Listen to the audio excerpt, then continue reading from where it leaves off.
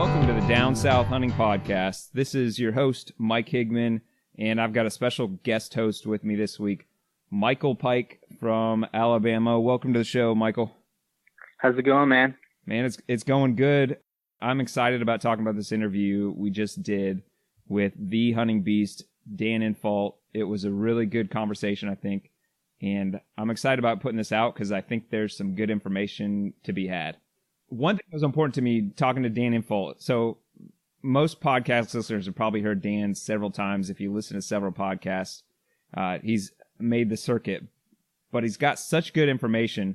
I wanted to make sure that we kind of hit on some subjects specifically about the South that maybe he hasn't gotten as deep into. And, you know, there's some differences. I had the privilege of going up to hunt with him some last gun season. Maybe is it a year ago? It was a year ago.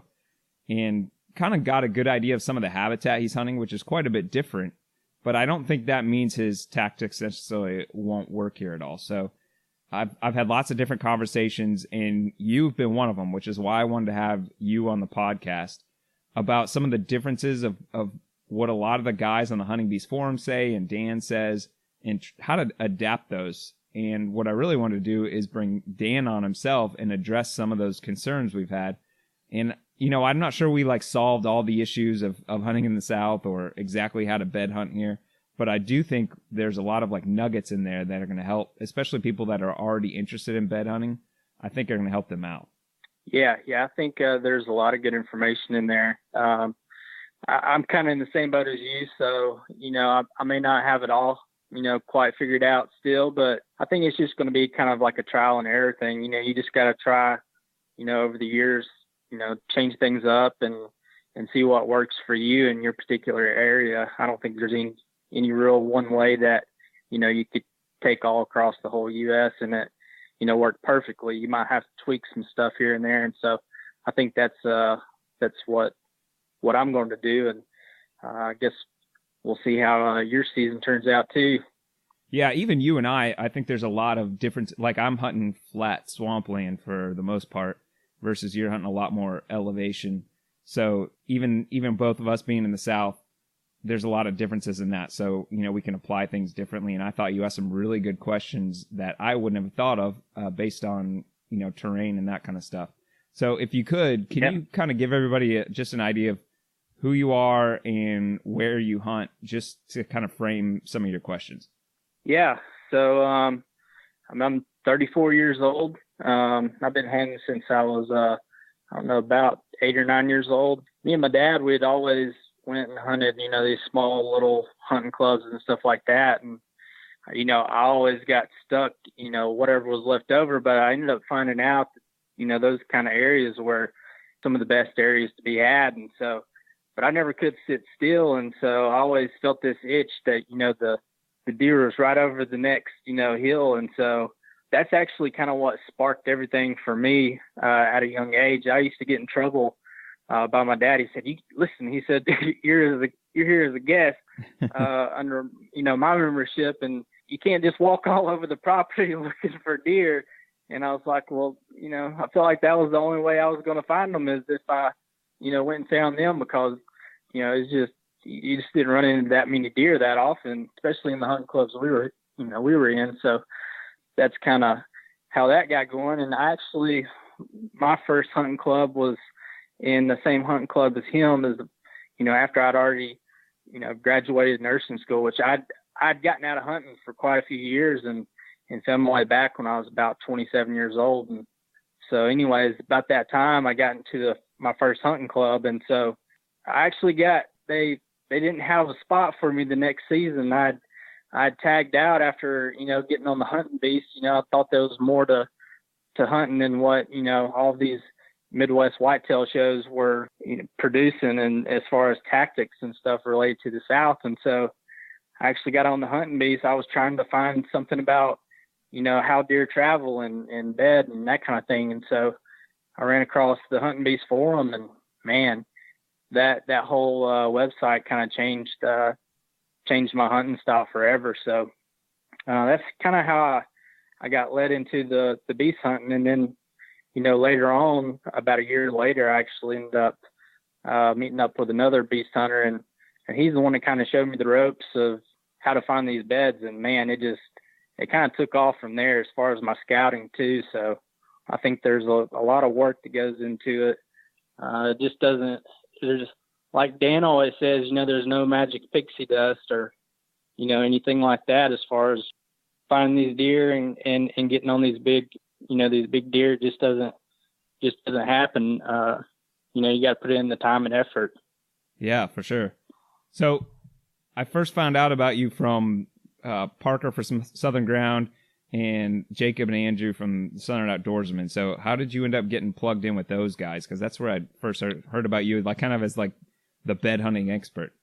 I'd actually known Parker from when I was a little bit younger. I guess I was in my mid to early 20s, and I just gotten back from Colorado and Alaska. I went and traveled for a few years and lived out west, and I came back and got plugged into church down there with him, and so that's kind of where we had actually met. And then later on, we were friends on Facebook. I had no idea, that Parker was a hunter, which I think a lot of people would probably think that, just judging a book by its cover, which they probably would me too, because I may not exactly fit the mold either. Basically, all last season we were doing the Southern Ground stuff, so I thought I'd like to start up my own little, I guess, YouTube channel and stuff like that with a group of friends, and so we did that just recently. We just launched the Unrested. This will be our first season. We've just kicked out an intro video and like an interview to kind of get to know everybody. So that's kind of where we're at right now. So you're going to do like kind of like a journal, or is it going to be like instructional, or what's the focus going to be?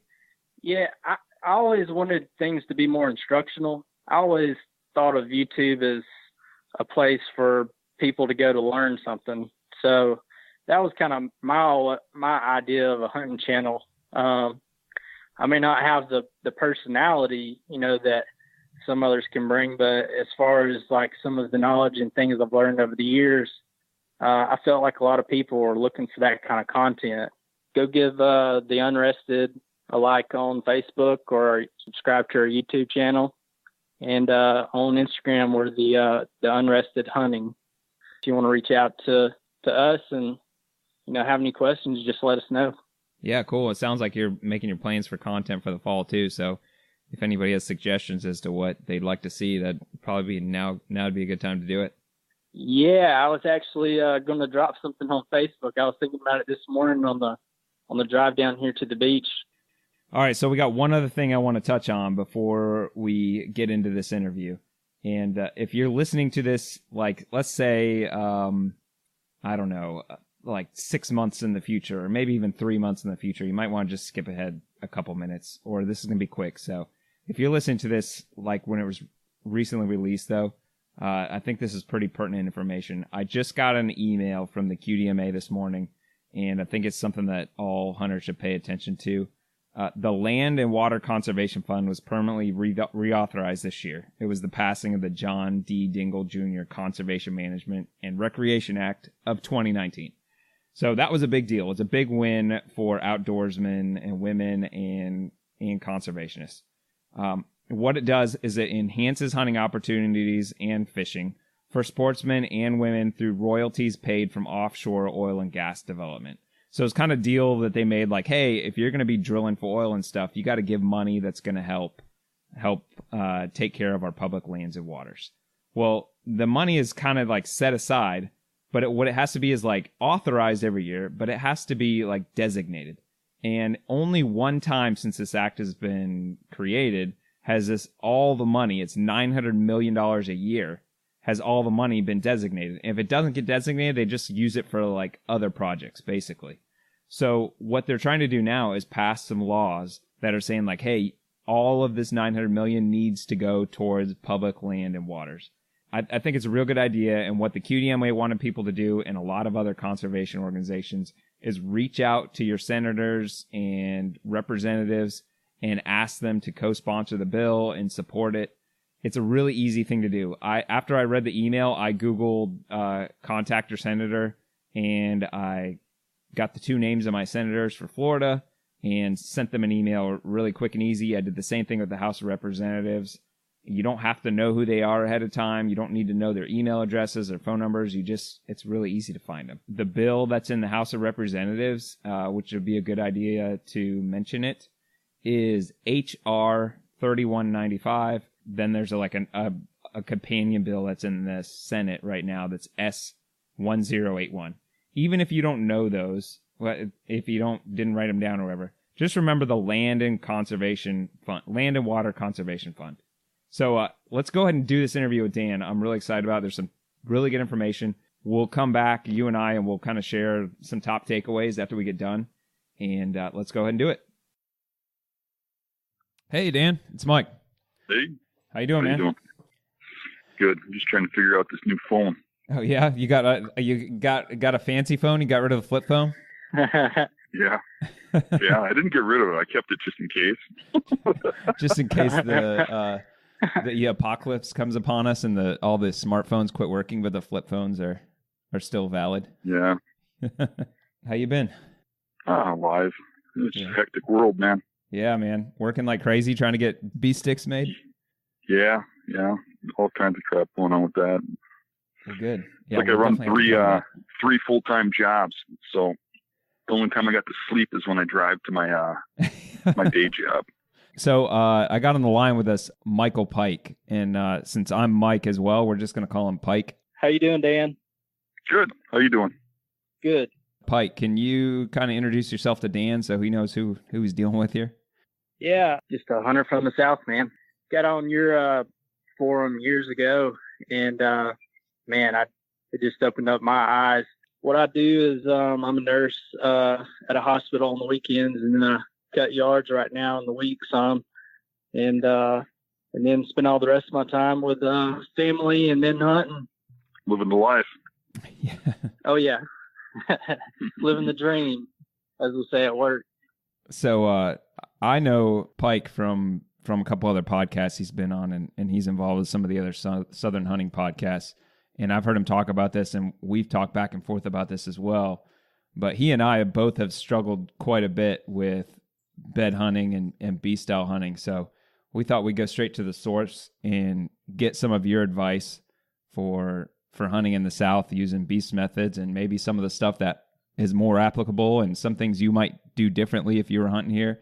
And I think to our Southern listeners, this is going to be pretty helpful. I think listening to you on any podcast is really good information. But I think if we can pick your brain about some of our specific struggles, you might have some advice for us that is particularly interesting. So I'm really excited about doing this. Sounds good. All right. So I guess first of all, Pike and I are going to try to ask you some tough questions. So just for the listening audience, and I'm sure you know this, but when we're asking tough questions, it's not because we don't believe in what you're doing or what you're saying. It's because we want to get direct from the source information. So I know you're not going to take it personally, but I just want to get that out there for all the Beast members out there that, of course, we're not attacking you. We're just trying to get down to the bottom of a lot of these questions. I think the first thing to start out with would be really good is we've talked about beast style hunting in the past on the podcast and that kind of stuff, and you've done a lot of things talking about your hunting style. But I think it'd be really good to get just basically a definition of what beast style hunting is. So how would you define, what are the key elements to beast hunting? That's a tough one because I go off in so many directions. But I think the real key, when people look at what I'm doing and they call it beast style hunting, I think what they're really referring to is the aggressive going after where bucks bed and killing them close to where they bed and figuring out their bedding and their routine of bed to food. I think that's pretty much the main objective. Yeah. Okay. And but really, a lot of what you do as well, with your hill country and that kind of stuff, you're also using rut tactics and elevation and that type of stuff where it isn't always as specific to beds. Is that right? Yeah. I would say, the overall majority, even in rut, for me, has to do with bedding. In rut, when I do go outside of the bedding and I hunt, the funnels and stuff, I'm generally seeing smaller deer, smaller bucks, middle-aged bucks, rather than the older age bucks. So it is pretty much all based on bedding to me. Whenever you're in season, say, are you focusing on, like, I know bed kind of like the number one priority, but are you always basing it on different things? Like, say in the early season, are you focused on bedding and how it relates to the food in early season, and then like in the middle of the season or during the rut, you know, where the bedding is in relation to, you know, like as far as buck beds or buck monitoring bed? Is that what you're focusing on, and then kind of shifting back to late season food sources? You know, yeah, you know, those beds change a lot more than what people think. But I absolutely see a pattern that repeats itself. I'll see almost to the date where a certain buck is in a bedding area every year. And if I learn that date area and around that week, I take a hunt after him, I usually run into him again. Especially in those large, vast areas where you kind of lose track with him afterwards. You start to learn that, well, he's going to be back around this time, you know. And sometimes, you know, I don't even know what the food source is or the reason. Yeah, but I'm getting better at that. I mean, a lot of times you can start to pick up on that. And, you know, in farm country, you see a rotation of crops, and like it's every other year that a certain bedding area pans out in a certain time frame. And that's what a lot of people don't get to. And that's where they fail the most, is that those beds are real time specific. A lot of times you'll have a really good looking bedding area, and that bedding area will, you know, for like 3 weeks, will just have solid action in it. And then the whole rest of the season, it's got nothing going on. And the guy just hits the timing wrong, you know. And other areas, like the areas I call primary, will have them there all year, you know, where they still move in and out, but it's got good bedding all year. What kind of areas do you typically find the primary bedding to be in? Is there anything like that seems to be consistent? Well, you know, every terrain has its consistencies, and every property is a little different. And that's where I struggle the most is like, to compare Wisconsin to, Iowa would probably be even more drastic to compare to South Iowa. But you go to Iowa and it's all open fields and stuff, and you got little patches of woods, and the stuff there that holds giant bucks wouldn't hold a jackrabbit here. You know, the type of cover, but it's the best cover that's there. So if you can relate that it's the best cover that's around, even when you got great cover everywhere, seemingly. And I'd be willing to bet the South has that problem a lot. We get that in the vast swamps up here, where you know, a guy will tell me, well, there's beds everywhere. Yeah, but the big bucks aren't. They're keying on certain spots that have the best terrain. And so it's hard to describe exactly what terrain you need. The biggest factor, I think, is that with the really large bucks that I've shot over the years, the overall majority of them, you know, plus 90%, were shot in an overlooked spot where you never expect them, where people just don't look for them. Right. Kind of getting into what you were saying with the more bedding area, I kind of wanted to discuss what I think is the biggest challenge in the South. Is it seems to me that there's good bedding, maybe not the best bedding, but there's good bedding just about everywhere. You know, like we have like open hardwood bottoms that I think probably are a lot similar to some of the islands that you showed me up in Wisconsin there, where, you know, once you get in the bottom there, it's wide open, and, you know, they're not just bedding in the wide open, but a lot of that is surrounded by real thick pine thickets. And then on the edges of that, it'll also be real thick areas where you have different vines and hedges and that kind of stuff. That's in the drier areas. Then you get down in the wet areas, and it's covered in, say, myrtles, where it's kind of muddy ground, but there's like bushes everywhere, where you get basically that 1 foot of elevation where they can stay dry. So the challenge is very monotonous, where it's hard to pinpoint, like, okay, this is the spot. And then for me, one of the challenges is I've been able to find, like, you do very well at, like, pointing out, like, in marsh type areas, like, okay, you find a point, and at the end of the point, if there's a tree, you'll see a trail out there, and a lot of times you'll find a bed there, which I think is actually pretty similar in the South, even like with the myrtles. If you can find like a pine tree or something where you've got like a raised area, I'll be able to find an area that looks like it'd be perfect for bedding. I'll walk straight there, and it looks like there could be an area where something could bed, and I can never find hair in that. And I don't know if that's a southern thing with the the hair degrades or something like that, so it's not staying, or maybe they don't shed as specifically as you do in up north where they're shedding in a lot of hair in a small amount of time, or if it's just that they're not in that specific area enough to leave a lot of sign there.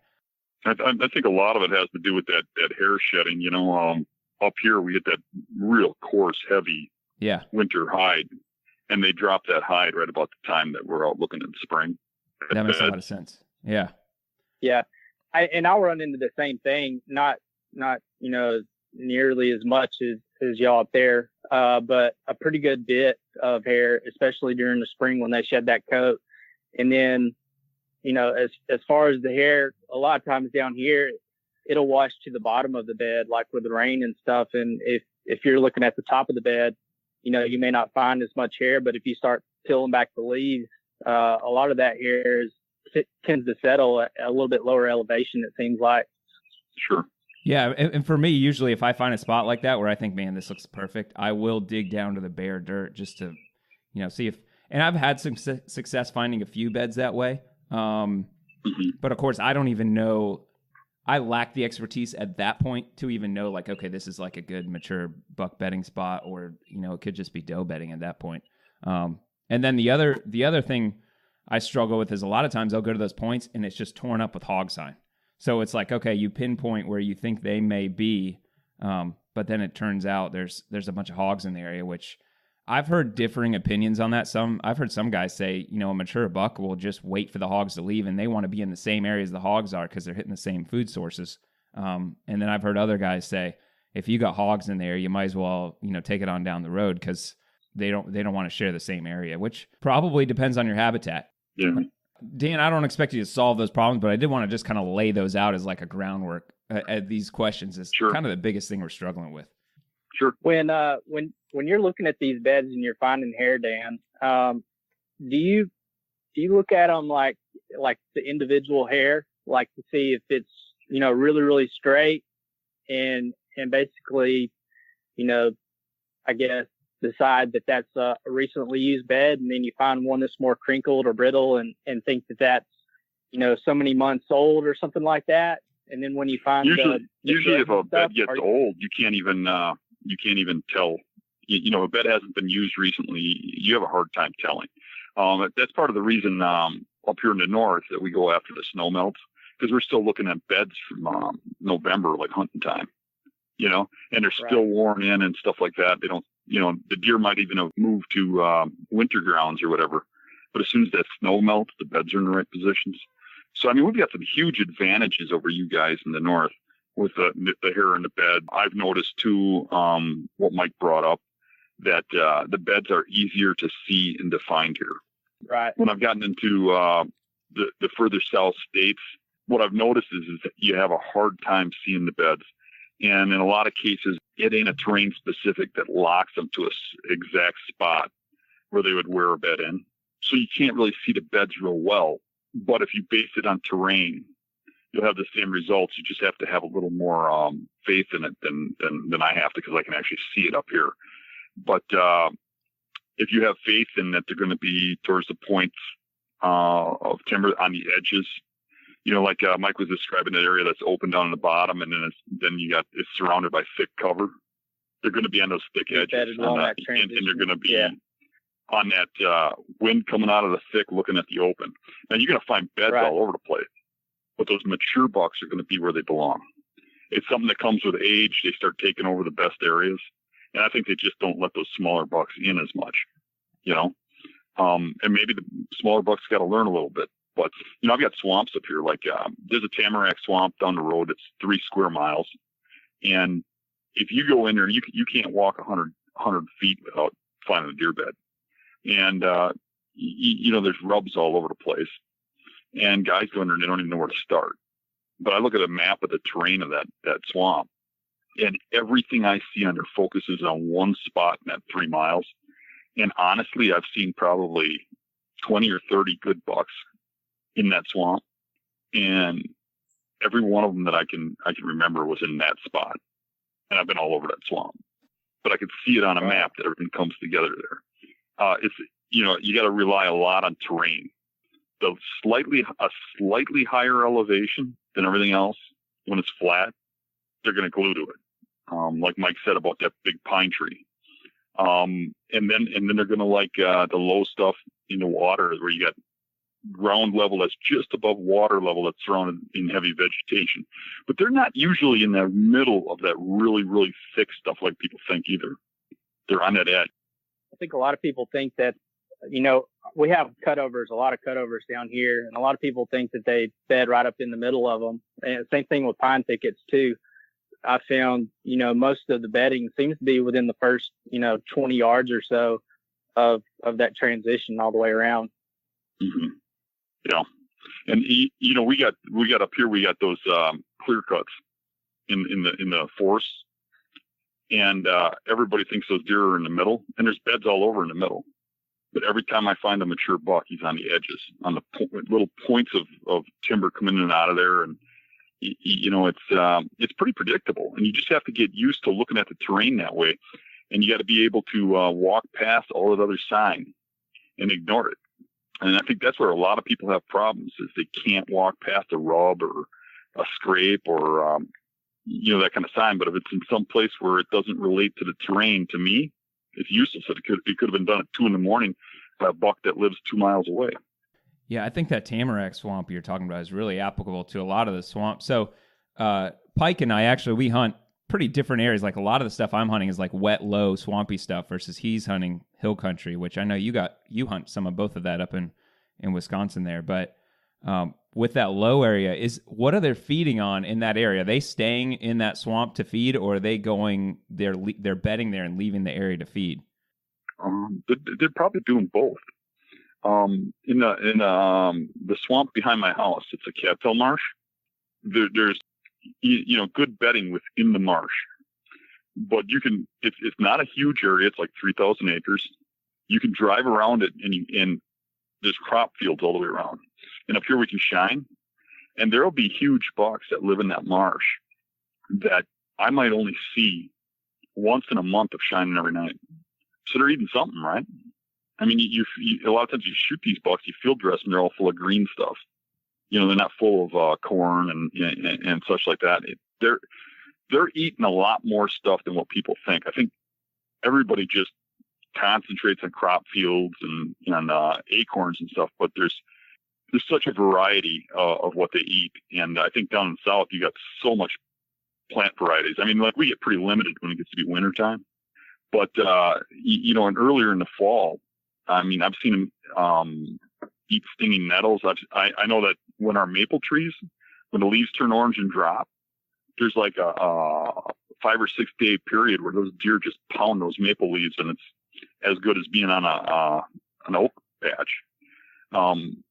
And I see them eat stuff that I don't even know what plant it is, but every year at the same time they come to that plant. And if you try to figure out their food sources, a lot of times you can have problems.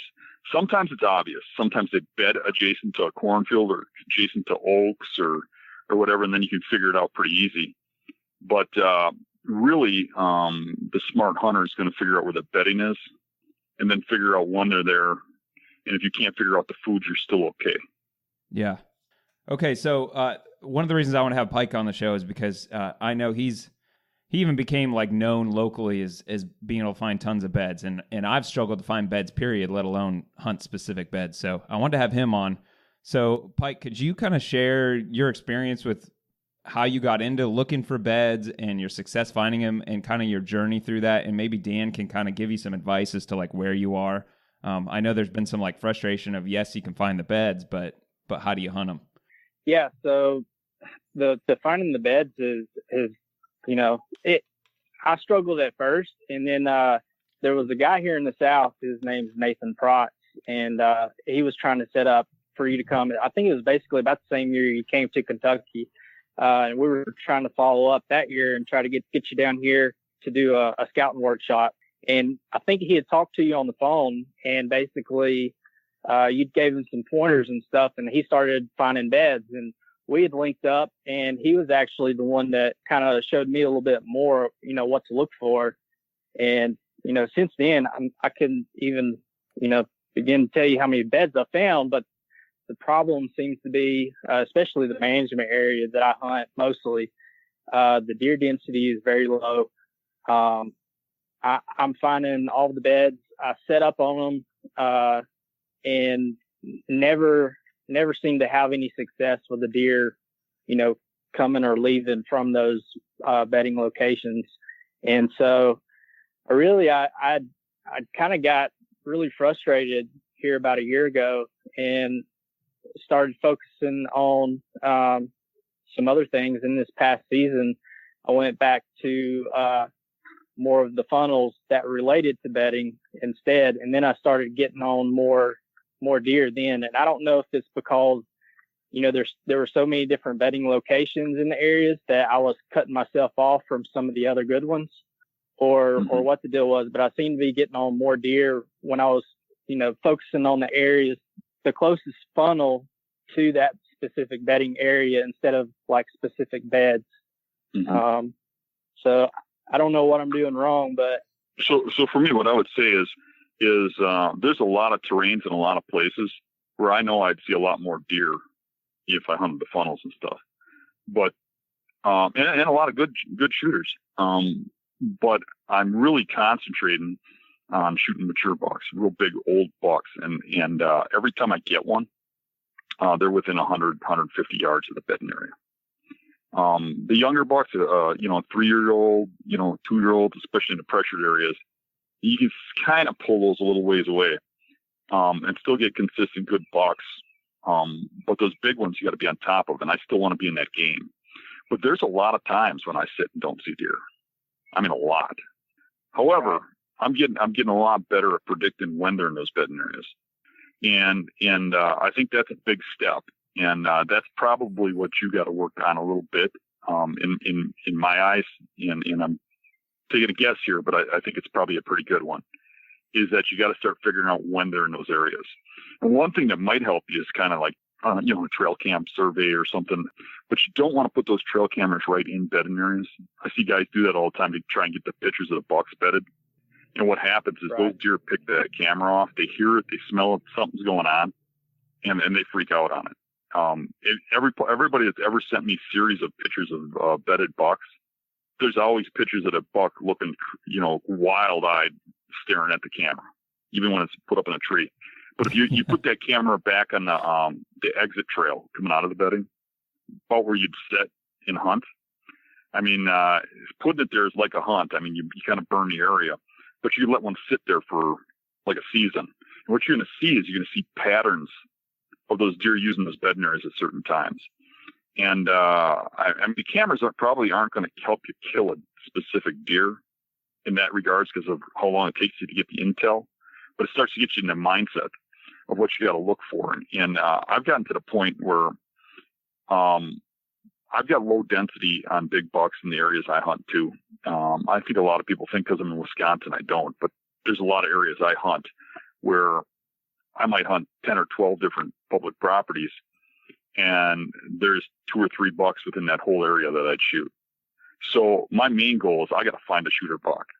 So I got to locate a property that has one, has the sign. I'm seeing the sign there, and then fall back on my my bedding. So if I learn all the bedding in an area and I'm good at it, so let's say we got a 200-acre area that I know real well, and somebody tells me they saw a big buck there, so I go check, and all of a sudden I start finding some rubs or something, and the rubs are real high up and big diameter, and I said, okay, there's somebody in here. Well, now I'm going to hunt them down in that area. I'm going to go from bedding area to bedding area, and if I know all those bedding areas, it's just a matter of hunting them all. But I'm going to take my shots at where I think he'd be most likely. I mean, if it's early in the season and the acorns are the draw, I'm going to be hunting the bedding that's adjacent to acorns. And the stuff where I've seen that the rubs are around the acorns and there's bedding nearby, adjacent, where you're seeing sign and you're thinking, okay, where's the closest bedding? What food source are they on? Are they into does right now? Where's the doe bedding? And then I start, but I know all the bedding in the area. I learned that area really well. And then when a buck shows up, I go after him. If you start randomly hunting beds, you'll still have success, but it's a long, hard road. you'll still have success, but you might go 20 hunts without seeing a good buck or something. But if you start putting all the pieces together and start thinking, why are they bedding where they're bedding? When are they there? How are they coming out of that bedding? And then you don't even hunt there until there's a buck present to hunt in that low density. You're going to have a lot more success. Do you think you can spread yourself too thin when it comes to hunting different areas? Like, do you prefer to learn an area really well before you start spreading out? Because me personally, this past year, I feel like I spread myself out a little too thin going to different areas, and I really didn't walk away feeling like I gained a ton of knowledge after the season was over. Absolutely, that goes both ways. You can spread yourself out so thin that you're jumping all over the place and you never get a feeling of what's going on in one spot. But on the other hand, it doesn't do you a lot of good to really learn a spot if there ain't a buck there to kill. So I think that the key to it is a lot of years of doing it. I mean, or really learning a couple of areas every spring. Go in and really learn them. And then don't just get in the habit of just keep hunting that terrain and going back and scouting the same terrain and looking for the sheds and all that crap. Go out and learn a new terrain the next year. I mean, a new spot, and just keep adding to that arsenal. But I do think that there's something to be said about really knowing an area well. Mm-hmm. The hardest times I've ever had at killing a buck is when you see a buck, you get on him and you don't know the area, and then you just lose track of him. You're like, where is he? But if I know an area, I got that cocky confidence that I can kill him, and I'll just move around and hunt him down. So I think really learning an area in spring, winter, when it's got the least green is the best. And one thing about that is when you have the least foliage, the best spots will really shine. Because it's hard to see anything when everything's green and neck high, right? Right. You were talking about cockiness when you're on the beast and you're going into your first season after doing a bunch of scouting. The level of confidence is unreal. Now it quickly dwindles away, but the amount of confidence you have going into that after being on the forum is just crazy. Yeah. When you hear everybody talking about all their successes, and I know this because I hear it from so many people, you see them get all jacked up, and thinking, oh, it's just this easy. I went out and I found these beds. They're right where they said they'd be. Everything's working like clockwork, and I think they're just going to walk out there and in one day kill this buck. But it really don't work that easy. And I think some of that's, on my fault or the fault of some of the other guys who are doing real well, because it's almost portrayed like we have so much success. But what people don't see is the failures. How many times we go out there and kill nothing. There's a lot of work in it. There's a lot of hunting. There's a lot of time sitting in trees, not having the deer you want come out.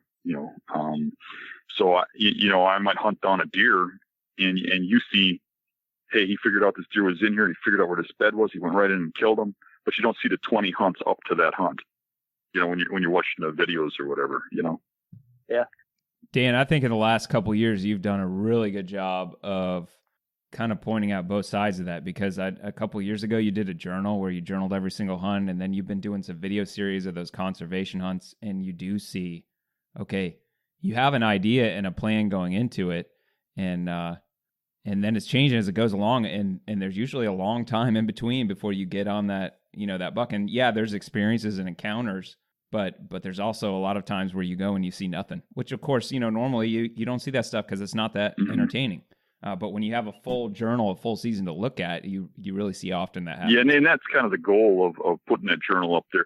Because to me, you feel a little exposed by putting up a journal like that, where you put everything you do in there, and then you got everybody nitpicking you and all that.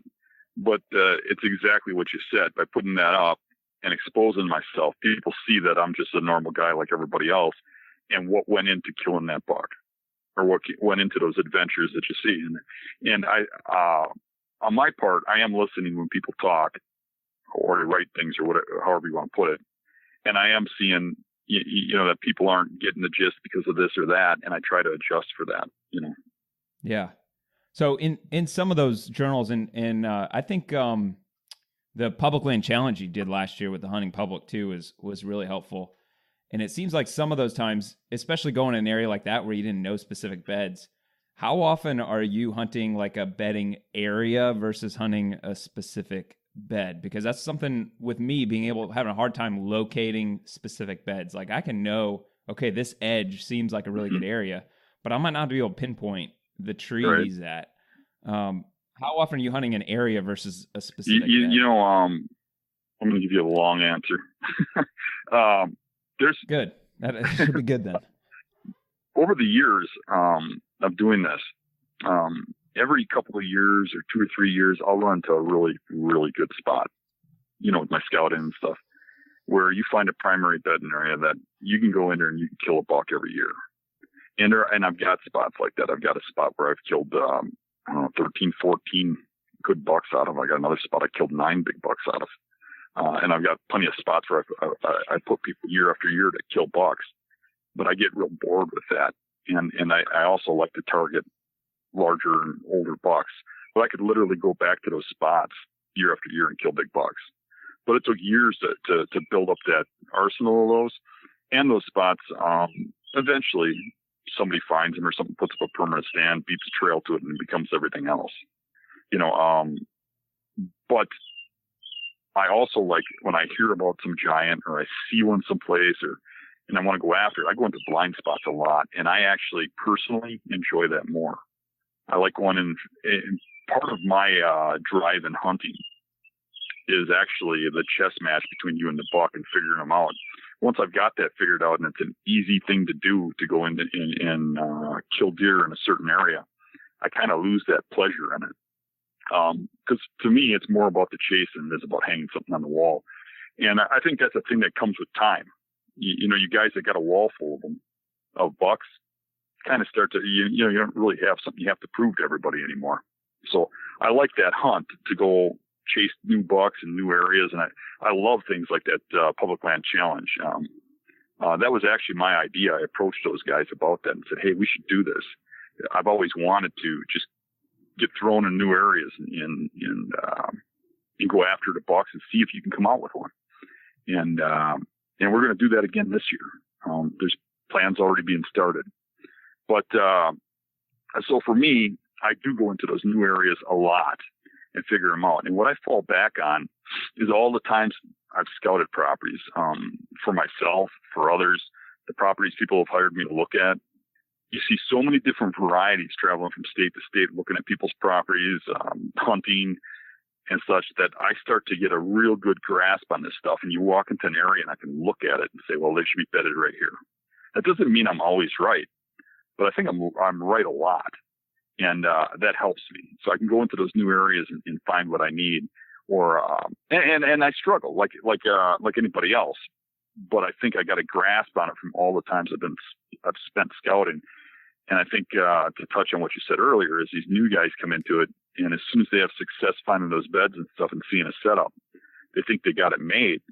But I've got thousands of setups like that, and it's still sometimes I go 20 hunts without seeing a buck. So you got to kind of take that in perspective. Well, and I do think some of that is because you're targeting the super mature big buck. And one thing with you is that, I know finding a mature buck for you is important, but it's also, you want to find a mature buck that's got good headgear too. Not because you're caught up on that, just because it makes it more rare. And one thing about the Public Land Challenge I think was really relatable. I think there's a lot of guys like me that I live 3 hours probably from, the closest area for me to really scout. So, it's just not an option for me to scout like crazy in the spring. But to something like what you're doing, where you're going to a new area and you got 3 days to figure it out, that's really relatable to me, because that's a lot of my hunts. Is it, maybe I've been there a couple times before, but I certainly didn't spend, 10 days walking the whole place over the spring. It might have been 2 days in the summer when I found out I was going to hunt there. So I really like that just because it's really relatable. It might be Minnesota and it might be marsh, and that, that part's different, but the strategy behind it of how you worked your way through it and that kind of thing is, I think, really relatable. And especially the amount of hours you spent driving. That hit home with me too. Yeah. And I get that, not to beat a dead horse. I think a big part of it is that cocky belief that I'm going to do it. I go to Minnesota, I'm thinking, well, this is going to be a cakewalk. I'm going to go in there and kill a big buck. And because I believe that, yeah, I believe in my setups and stuff, I'm going in there a little better. I mean, if you went in there and you've never done that kind of thing and you're kind of doubting yourself, you're really going to like overanalyze everything. You're going to be looking around confused, thinking, I don't know what I should do. And you're going to kind of bounce around. You might try an area and not enough, and then jump into another area that's even worse. Where I think if you get that belief, you can just go in there, and even if you're failing, if you believe you're successful, you'll find your success. You just work until you get on it.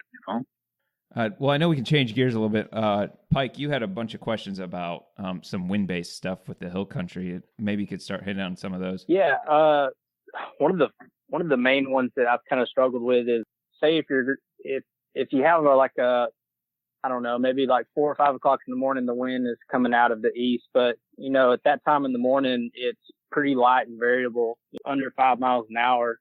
And then you see a wind switch that, occurs like around 10, 11, 12 o'clock. How are you setting up for those situations? Like, are you going in there and are you setting up for the current wind, or are you going and setting up for the projected wind? And maybe even like, when the deer are trying to pick out these bedding locations with the wind so light like that, do they always pick the correct bed for the wind, or is that something they adjust, at some point during the morning? Or there's nothing they do all the time. What we hunt on is based on tendencies. There's nothing a whitetail does all the time, except for maybe they never fly. But the always and never thing, it doesn't fly with me. They'll bed sometimes in places where you're like, why are they doing that? But I don't believe a mature buck does anything on accident. They've got a reason, if you can figure it out. I see a tendency for them to early in the morning bed a little lower and move up the hill as it gets warmer out, like when they stretch.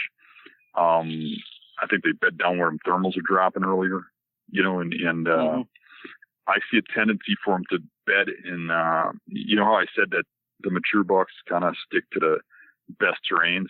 When you get in that hill country, a lot of times there's lots of options, but you'll only see a few that work for most winds. Like maybe every wind except for the least expected. Like up here, it's usually an east wind is the one you'd expect the least. So a bed that a northwest wind would blow straight down. Well, north wind's going to work on it, the west wind's going to work on it. Maybe a south might not, or something. But there's another bed close by that'll work for that. Or another point. Sometimes you get those points that got a crooked bend on the end of it, like a hook, and they can kind of bend there in that area on any wind. If they can get in an area where they don't have to move around very far, and they can bed there on any wind, those are the spots that seem to hold a big buck really well, where he'll go there over and over again, because he's not going to feel exposed. At least, I can't think for a deer, but I believe that's why. It's because if you put him on just a straight, let's say, a little bench on the top where the wind's coming over the top, where it only works on a north wind. Well, as soon as that wind switches to, west, he's sitting there exposed, panicky. Now he's got to get out of there. He's got to move. Well, he's going to go someplace where he's not going to be panicky. So he's going to find that one or two areas that really set up well. Now he's going to probably have 5 or 10 of those spots, and he's going to shift around between them.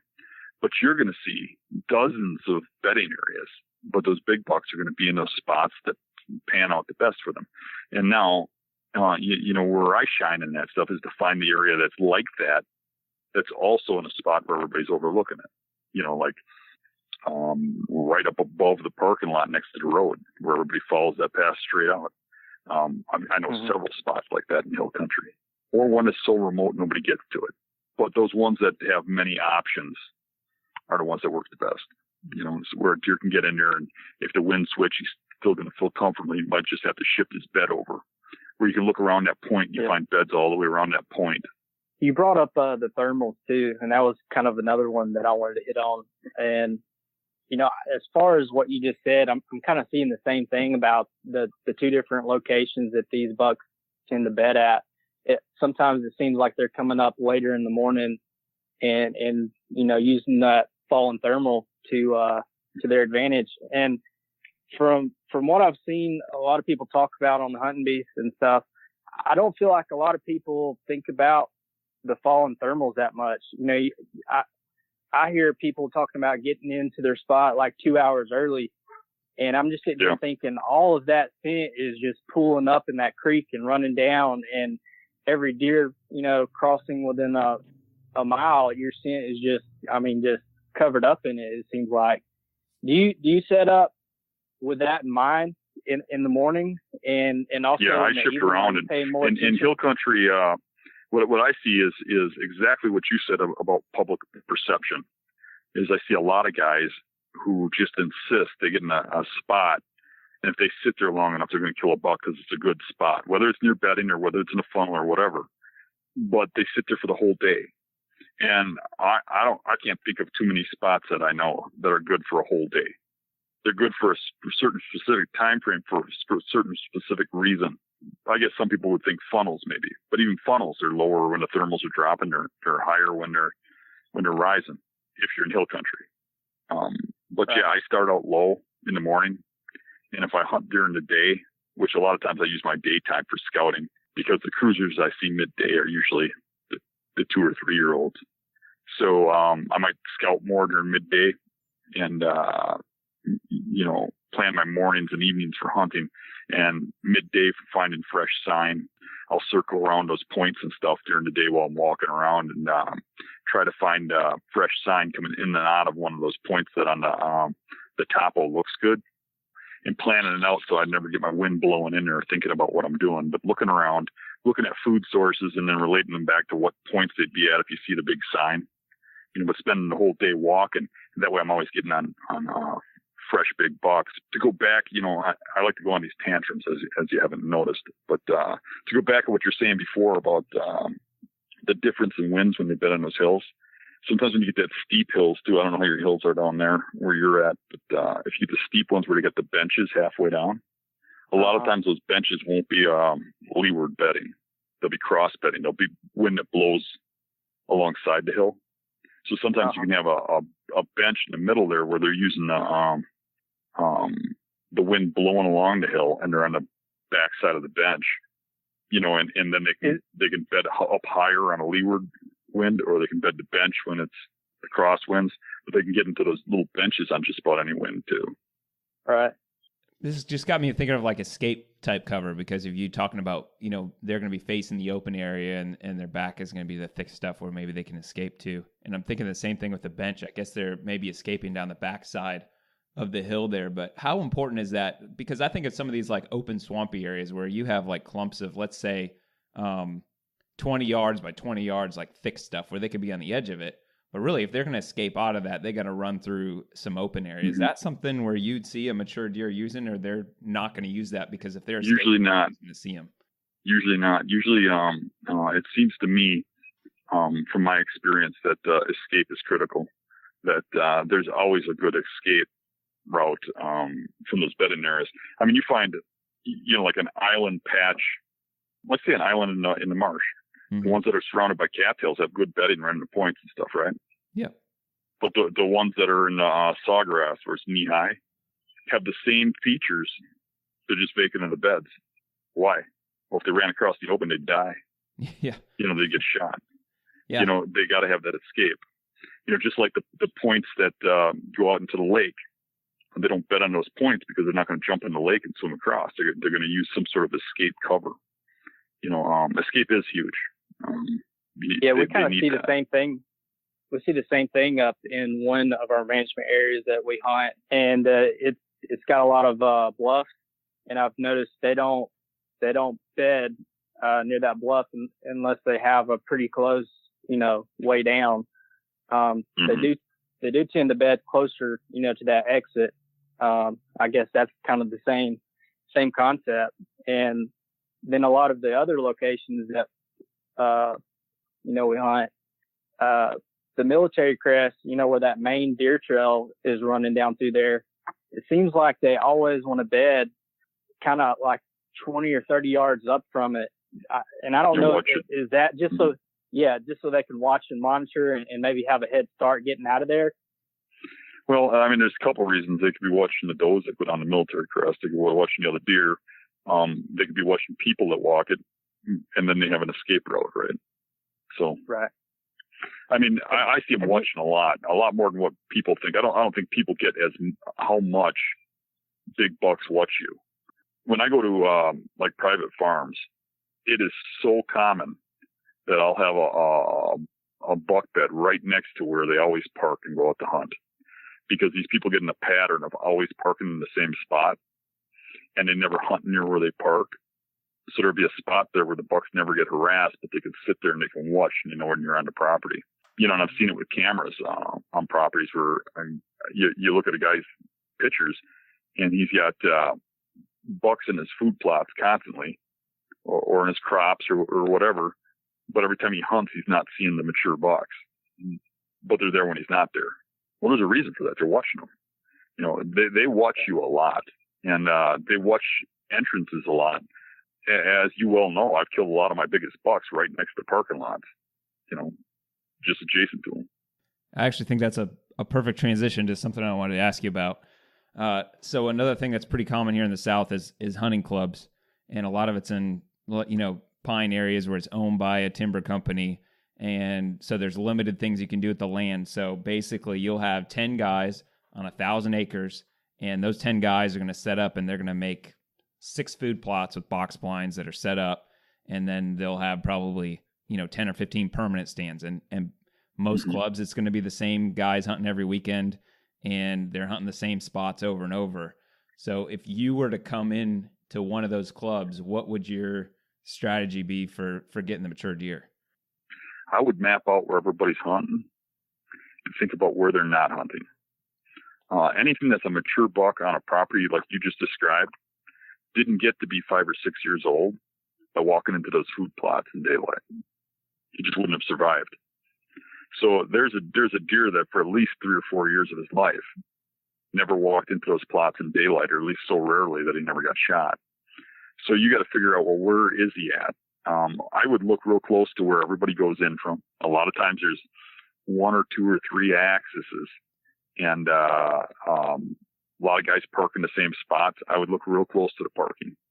I would look at the areas that people aren't going for one reason or another, and I would try to pattern the people, the hunters. It's the same thing I do with public properties up here. I mean, I look at where everybody goes in and stuff and how they're hunting, and pretty much I block off 90% of the property and say, well, that's all being pounded. And that last 10% is where the big bucks are going to be. That's where they're going to be, is within that area where nobody goes. And a lot of times it's not the terrain people expect. I mean, a lot of guys, especially in the South, they're big on the climbers. They're looking for those nice straight trees. They're looking for what they think is deer terrain. When those deer live on edge and in the thick cover edges where those trees are all limby, they're hard to get a stand in. You almost got to have specialized equipment to get in there mobile and get up in those trees and get set up. And then you got to be able to do it quietly. So there's these little key pockets in that little 10% of that big property that I'm looking at. So I think that's a big advantage too. You asked, how I can look at a property and know where to go. I'm looking at what is everybody else looking at? Where are they going? And I'm looking for the 10% that's overlooked. And then I'm finding the deer cover, the deer terrain, the features for bedding and stuff that they need that's within that 10%. Now, you mentioned a lot of times mature deer watching people, the entry and exit.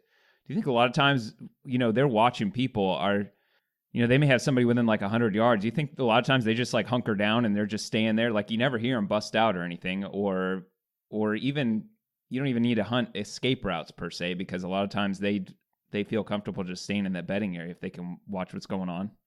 Absolutely. I mean, I've gone through areas set up, and where I'm set up, I can see and seen deer get up out of beds real close to where I've walked. I've watched it. I've shot deer that have gotten out of beds and come to me after I'd walked by and circled around to where I was hunting. So I know they do that. But then again, There's the other personality where you close your car door and a buck jumps up from 200 yards away and takes off like a rocket. So every deer is different, just like every person's different. But there's plenty of them that will sit there, let you walk by, watch what you do, watch where you go. Yeah, I've heard other guys mention too. Even if, let's say, they're still hunting, they find like a lot of times you can, as long as you're walking, they're going to stay put. But if you stand and hang out in their area, that's more likely when they're going to bust out. Which you probably have a lot of experience with that type of stuff with your gun hunting and deer drive type stuff. Yeah, with the deer drives, a lot of times. So what I tell the guys we put through the marsh is that they have to occasionally stop, not make a sound for a minute. And it's usually when they take that first step and things jump up. Otherwise, they'll let you walk right by, and they'll either sneak out when you go by, or they'll just stay there the whole time. I've had that happen to me all too often, especially when scouting and you've got your phone in your hand or GPS and you're looking at the topography and wondering where you should go next, or marking a bedding a bed, and then up 30 yards away a deer's taking off through the woods. So yeah, it's happened to me quite a few times. One of my questions was I'd seen a podcast you did with Exodus Trail Cameras, and you talked about the hill country, I guess kind of somewhat early season, and talked about all the options they have as far as food and just being able to get up, from their bed and start eating. And you like to focus on more of the isolated oaks. If that's kind of what my main WMA is, would you advise people to seek out other properties so they can capitalize on that kind of thing too? Yeah, absolutely. I hunt a large variety of terrains, and I shift around a lot based on where's the easiest to hunt. I will hunt the buck you're talking about in them hills when he can get up and just eat acorns. When he's a giant buck and he's bigger than anything I'm hunting, and I really want to kill him. But apples per apples, if the buck's the same as a different property, I'm going to a different property.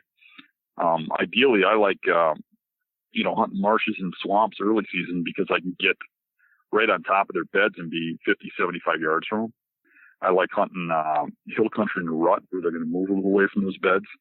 And I don't have to deal with the acorns no more. And I like farm country in late season where those bucks are locked on one food source and they're in a pattern.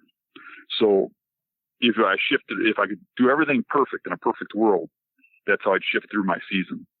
That's what I like to do every season. But I generally end up going after some deer I want to hunt, and it doesn't matter where he is.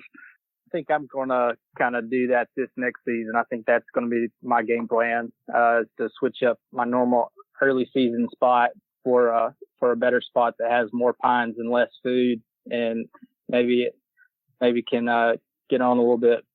When you talk about those acorns, it's such a world of difference which property you're on when the acorns are dropping.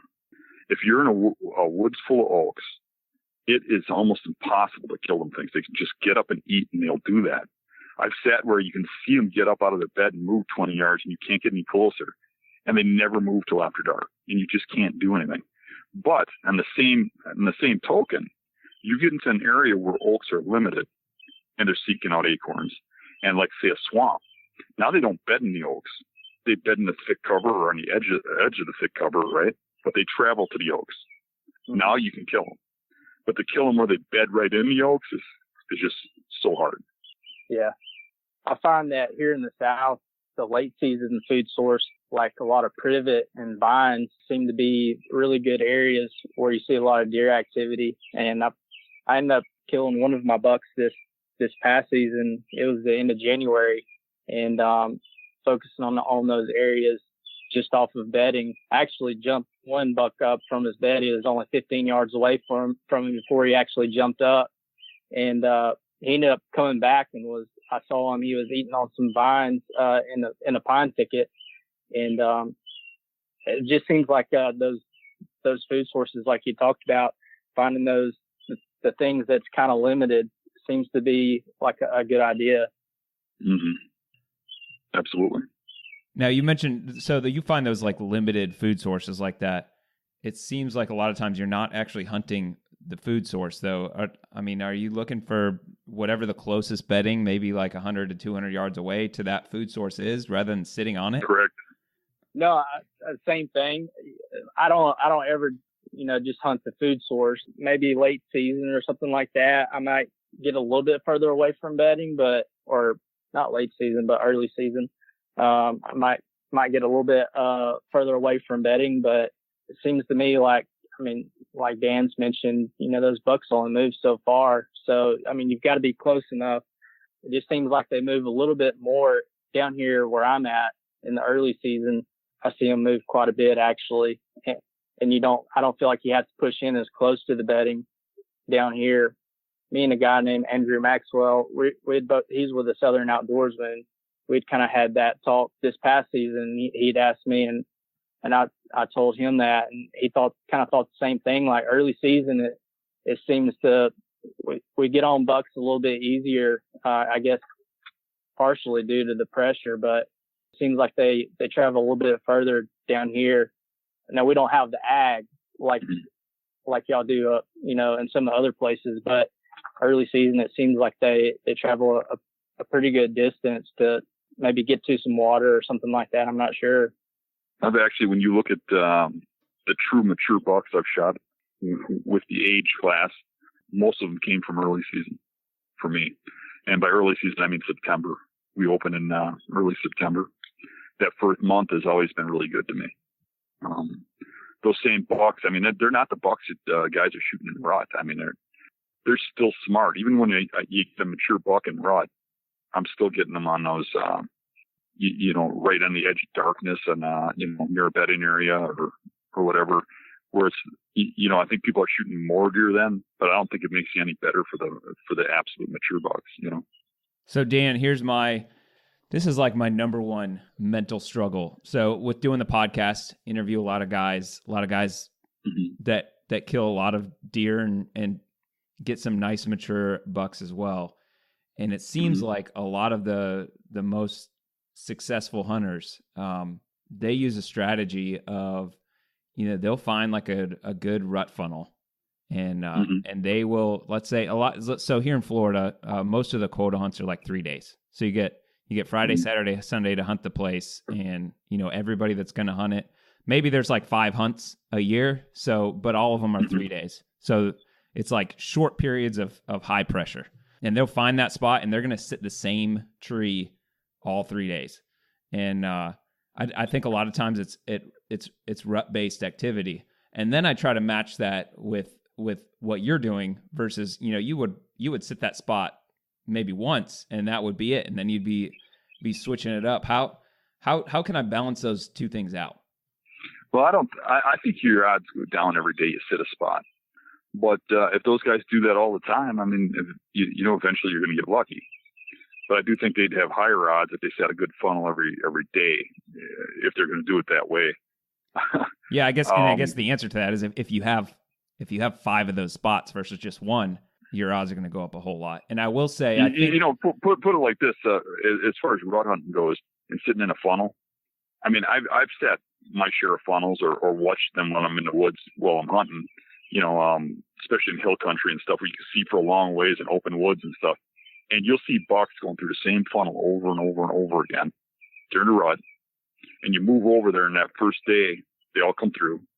And maybe you don't get your shot or whatever. And the next day, maybe half of them. And the next day, maybe one. And maybe one straggler keeps going. Then some odd one comes through you didn't see before. But you see that pattern change, and you see the number of deer you're seeing drop. And you can't deny that. You get bucks that just get up and move during rut, and people can get lucky doing that. But if you look at it from the outside and say, okay, how many people are hunting funnels during the rut?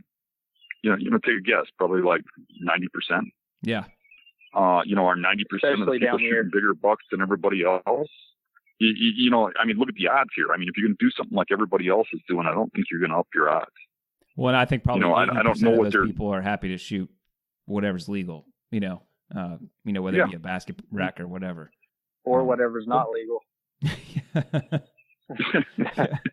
I will say, though, another common denominator I see with those guys the ones that get it done on an annual basis are the ones that are spending the most time in the woods. You know, they're not doing that on one 3-day hunt. They've got, 10 of those hunts lined up.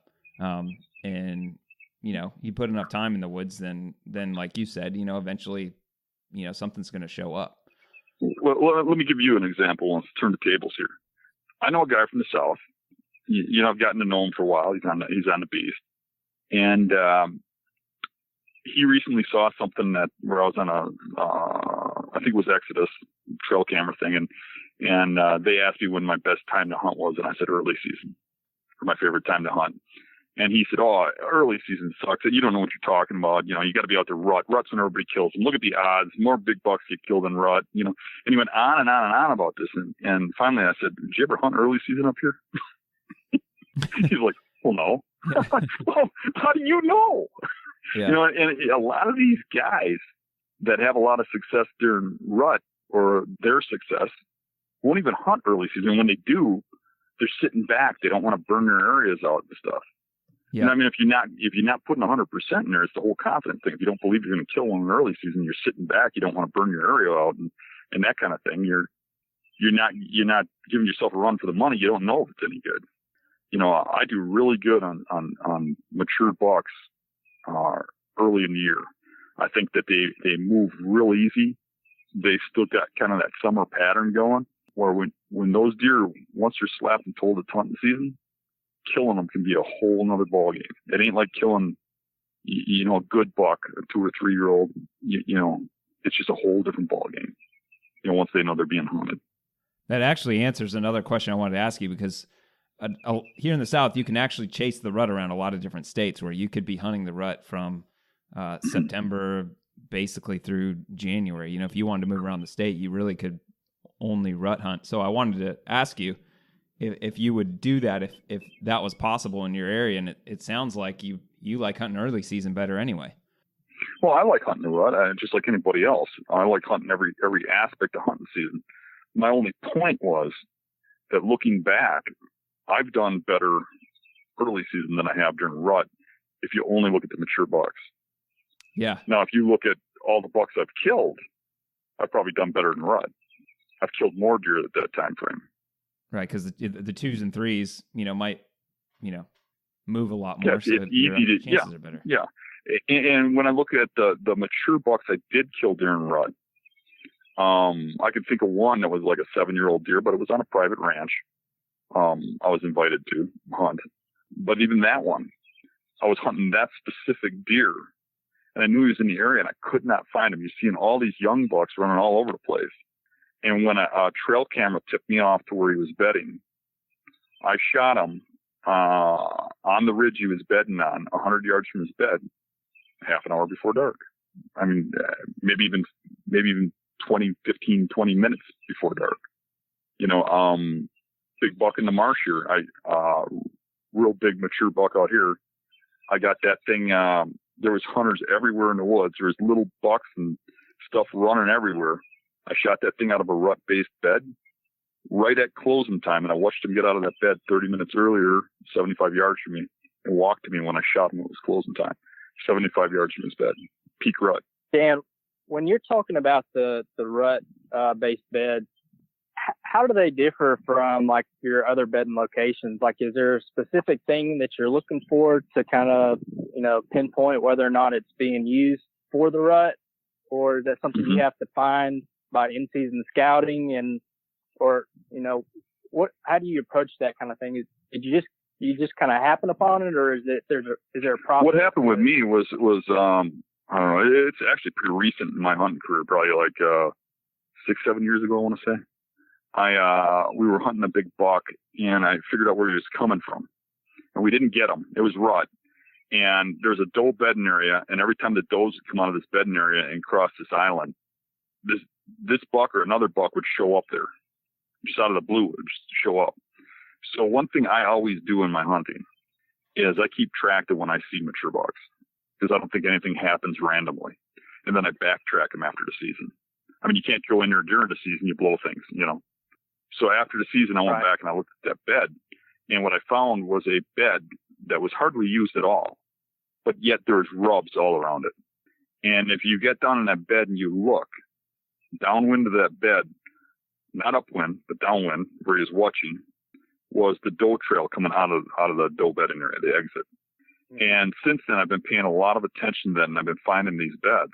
And what it is a bed that's not worn very much. It's harder to see the bed.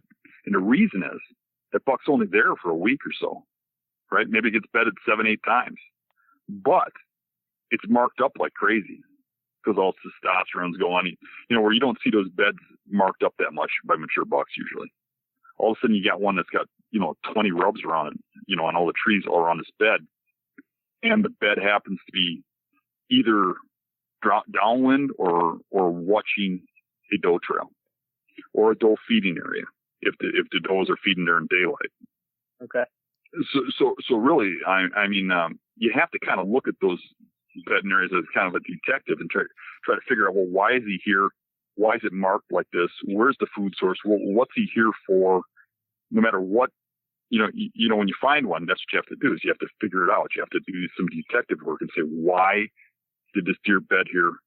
And what was he doing that he wanted to be here? Whether it's monitoring people, whether it's monitoring the food source, whether it's monitoring does. And then it gets a lot easier to read that stuff once you start looking at it with that mindset. I had run across one this year, but it was just by happen chance. We have what's called like SMZs where they come in and they log an area and they can only get so many yards from a creek. And there was this really good creek crossing where the does were coming from a piece of private property over to a field. And he was set up watching that doe trail right where they crossed. I had shot a buck there about a week earlier and went back to that location. It just moved about 200 yards further up the creek, and it jumped him out from that edge of that transition. But he was, just like you said, he was only about, 52 or 100 yards away from where those does were crossing pretty regularly. So is that the kind of thing that you're looking for? Is maybe like an area where he can physically see them or something like that, traveling between bed to food, or is he going to be closer to bed or closer to food, or when he sets up on those kind of situations? Usually I'm finding them pretty close to the bedding, but remember too, I'm hunting mostly public and heavy pressured properties, so there's not too much daylight movement of does, right. From the bedding areas. So they're usually set up fairly close to the bedding. Earlier in our conversation, I was talking about some of those bedding areas that I've killed bucks year after year after year out of the same bedding area. One of those bedding areas, you could set up there early season and kill a good buck there, and I have. I've killed them out of their opening weekend, and I've killed them out of their late season. But that particular spot during rut, the biggest bucks in the area always show up there, and the reason is there's a finger of brush that goes out into some private fields, and then there's a little point that comes off into the cattails, and it's always got does bedding in there adjacent to these crop fields. And for those does to leave there in daylight and not go in the fields, they have to come down through this finger and go right adjacent to this buck bedding area. And it's about 100 yards from the doe bedding area. So it's like they've been there before and they know that the does always go past here. And rut, these big bucks are always show up there. And that's where I shot the Rome Legend buck. I jumped that buck in that bedding area during rut. The year before, he was outside of the bedding area a little too far, and I jumped him. He was with a doe, and almost killed him when he returned. He did a bump and dump and came back. But then he disappeared, and I was monitoring that buck. He was living across the street in a preserve where he had hunting on private land, and I was on public. And he never came across that street. And I figured, this timing thing, he was going to be back the next year at the same time frame, and I was kind of paying attention. And everybody in town was kind of talking about seeing that buck. And finally, the rumors started coming that people were seeing it on public. And I went back and I checked the rub lines that come out of that bedding area from a wide berth around there, and found that these rubs were opened up with real big chest-high rubs. And I figured it was time to go in there for my hunt. and I went in and set up on what bed I thought he was in based on the wind and based on where that doe bedding was, and watched that buck get out of that exact bed where he was supposed to be and come to me, and I killed him right at the edge of darkness as he was exiting that bed. But he was set up there. He was coming there from private land that's a mile away. In every rut, he would come in there where those does bed and set up on those does, almost like setting up like we set up to kill him. He's setting up to monitor those does and get a doe. Huh. Okay. I've heard you tell that story before and mentioned, having to walk past other hunters getting there. And I know you live in like a pretty rural area. Are you mostly seeing like, it's not that the area is not heavily pressured, but is it heavily pressured by like a lot of the same people year after year? Like you recognizing these people, or is it, people coming from all over in a situation like that?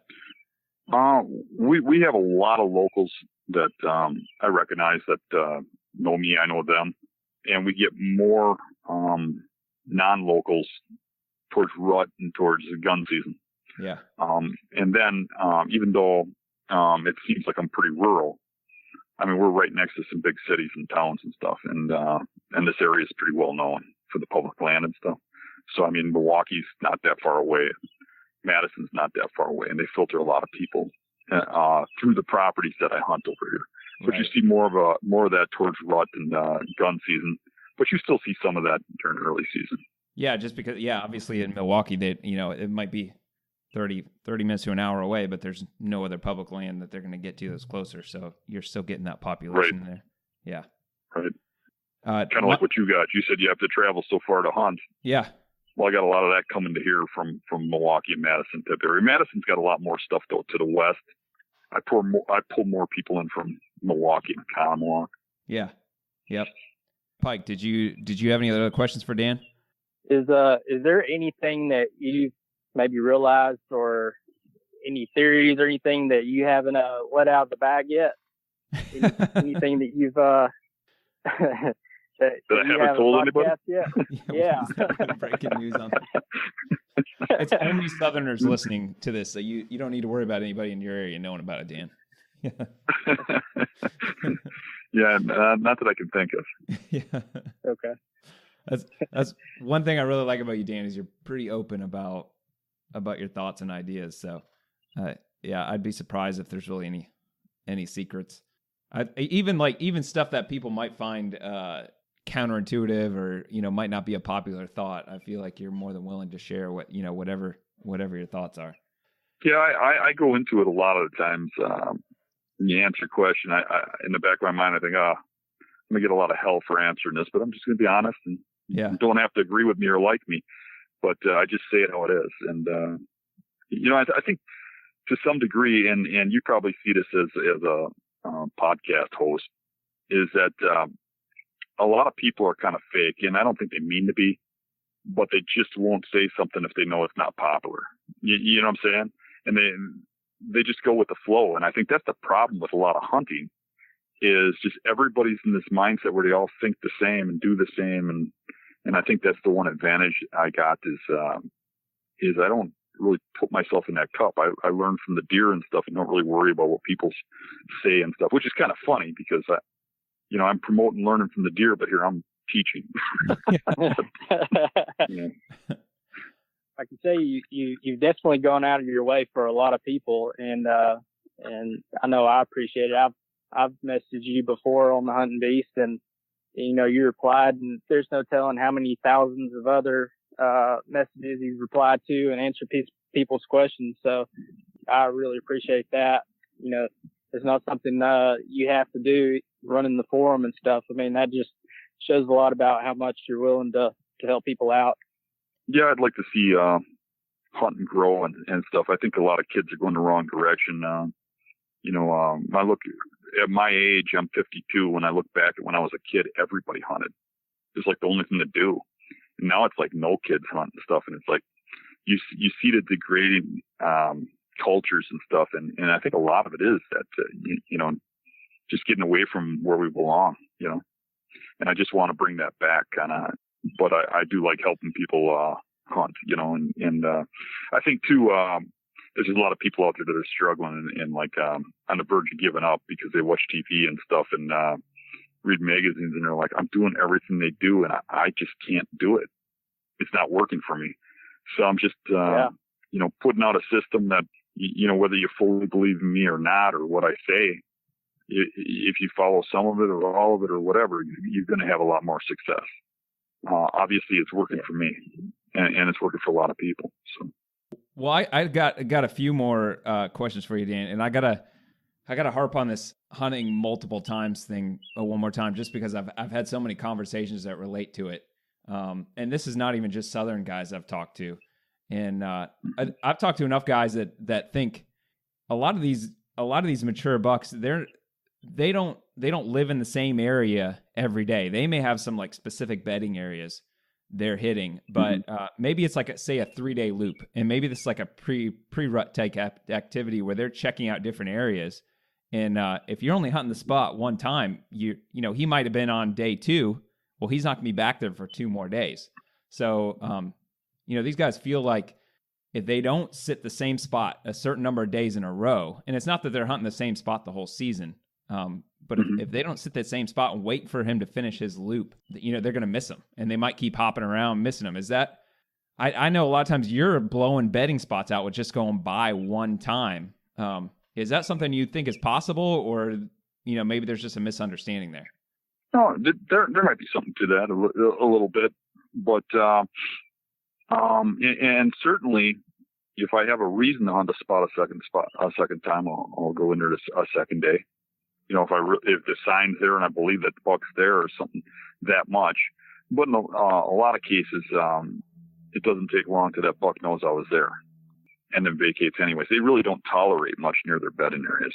And when I look back at my successes, I hunt, stands, 2-3 times a year sometimes. If it's an area where I'm thinking a big buck is, I try to hit the day that he's coming through or he's in there.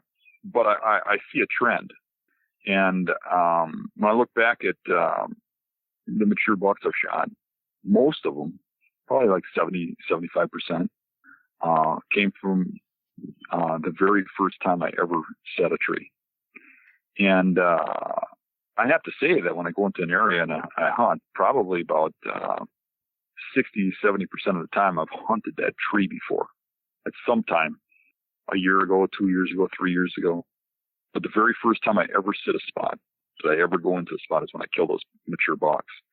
And of the ones that aren't in that 70-75% or whatever, the rest of them are pretty much the first time I ever sat there. That year, I mean. Yeah. So the first time I ever sat there is like 70%. And then like the last, remaining percentage is the first time I sat there that year. But yet I am hunting some of those spots a few different times, monitoring an area, trying things like that. How much would you attribute that to, like the first time ever sitting a spot, you've gotten so many of those kills because you knew you were supposed to be in that spot because you'd already patterned a buck? Not that you were just like kind of going in blind and you sat there, but you like worked your way to that spot. a lot of times, I'm hunting a deer down. I know he's in the area. And I move to a spot I got a hunch on or something, and I kill that buck. Mm-hmm. But how come I'm not killing them out of the same bedding areas in the same area that I can go sit 9-10 times and kill a buck every time I sit there? Yeah. How come he's not coming out of those areas? I think what you got to look at is, if I go on private land that's managed or whatever, it's a whole different ballgame. You start going on public land, those deer are so educated. I can't remember the last time I cleaned a deer where I didn't find a broadhead or a bullet hole or something in them where it's a older buck. Those deer can't get to 5 or 6 years old on this public land without having run-ins with hunters. And they cannot get to that age by walking around in daylight. They can't get into that age class by walking where they smell humans. They go to the areas where there is no human scent. And human scent stays in the ground for like 8-10 days, maybe more. So they're going to the areas where they're not smelling those people. And people have a hard time relating to that because they relate with their eyes. Deer relate with their nose. So we got to see something to believe it. They just have to smell it. So they know where you've been and where you're walking just by the scent that comes off your body. And they're going to avoid those areas. So if you're going in those areas, you're getting your scent there, your scent's drifting off you into the area. they're going to figure you out. I mean, you can do some things to combat that for the guys that think they're hunting a deer that's on a routine. And I've seen deer, like you're saying, that are on a routine like that, like a 3-4 day routine. I've seen that. You could put yourself behind an obstacle or something where you don't think that deer is going to go, where you're shooting over a fallen tree. You can make sure you're not crossing deer trails to get to your spot. But me personally, I don't think that has a lot of appeal to me. I think my odds are going down every time I hunt there. Yeah. If I've got a reason to believe that a deer's bedding there on a regular basis, I'm seeing the sign just keeps leading me back to that area, I'll hunt it a few times. I mean, it's not like I'm locked into that. I'm just doing what works for me. And a lot of times, deer don't do what they're supposed to do. Sometimes they are stupid. And I've seen where a big buck, I mean, and when they get real old, like 7, 8 years old, sometimes you cannot kick them out of these bedding areas. You go in there, you jump them, the next day you go in and hunt them a different way, and he just keeps coming back because it's been safe for him for all those years.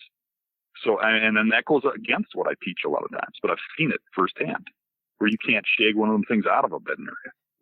You know, and in that regard, sometimes they're easier to kill than younger bucks, because you get onto, like a 3-year-old and sometimes the 4-year-olds, those bucks, I mean, you bump them, they move over to the next bedding area, the next one a mile over or whatever. But those bigger bucks seem to tighten up their home ranges and stay in an area. Yeah. So there is some validity in what you're saying. I can't argue that. I agree to a point, but there's reasons to look at both sides of that coin.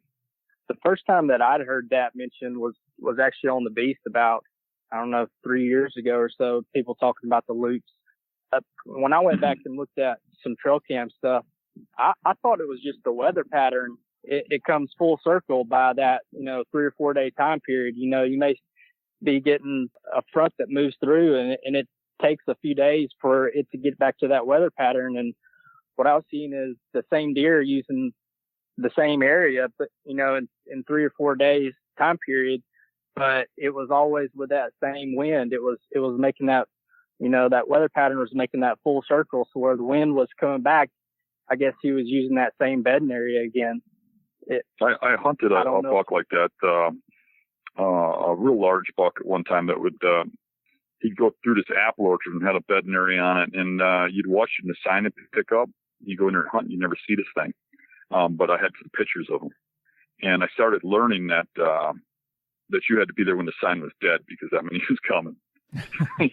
And I was hunting with a friend who was hunting the next property over, and he actually keyed in on when I was seeing that deer, because we were talking about it. And he was hunting that deer in the next property. When I would see it the next day, he would see it, and he ended up shooting it the day after I saw it. But that one was on that routine. But on that same property, I mean, there's another buck that I killed that would bed the same bedding areas all the time and never left the property. And you got one deer that's got a 5-mile home range, and the next one's got 400-acre home range. I think one thing I've learned from you, from your journals and videos and stuff is, yes, you're not hunting the same tree multiple times, but a lot of times you're moving, and maybe like 50 or 100 or 150 yards. It's you're hunting even a lot of times the same trails that maybe you were hunting before, but you're moving over a little bit to adjust for where that buck may know where you were at. Versus, okay, this whole area is blown out. I'm gonna move, a quarter mile away. You're making small adjustments, so you're not the buck can't pattern you, basically. Yeah, I think the overall majority of big bucks hole up in an area for a little while. They shift around, but they'll be in an area for 3-4 days, 5 days, and then maybe they shift over a ways or whatever.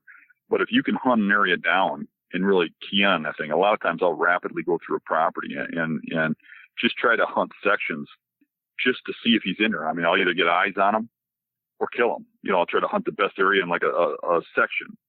And if he doesn't show up, I'm in the next section, and I'll hunt an area down. I mean, you probably have seen that video I did. Was it Chasing Down a Dream, I think I called it? Yep. Yeah. That was like, really good. It was the hunt for one specific buck, and it showed how I just hunted that area down, and specifically just scattered myself out.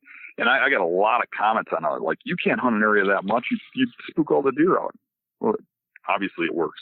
It's just a matter of how you access it and where you go in. And, and go about it. Yeah, it seems like actually having a partner in doing that with you and Mario hunting together has really helped a lot, because you allows you to cover more areas and kind of squeeze them down easier. Yeah. When I met Mario, he was already hunting that area, and he was having very little success.